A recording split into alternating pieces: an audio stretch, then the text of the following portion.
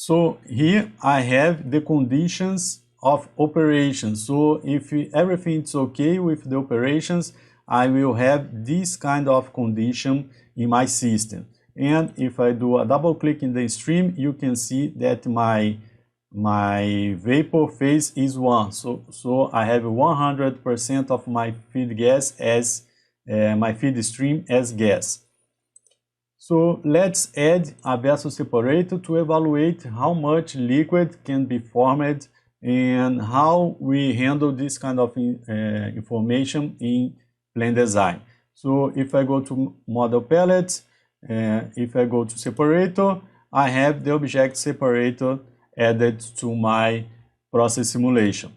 Doing a double click on that, I can add the inlet stream and I can add the outlet stream. And remember that at the top of the equipment you will always have the connection for vapor phase, and at the bottom of the object I will always have the liquid or condensate phase.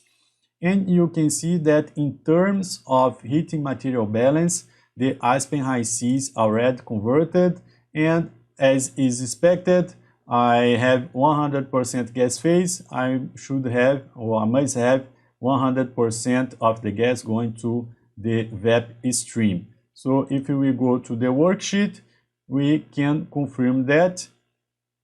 So liquid stream 0 and vapor stream the same as the inlet.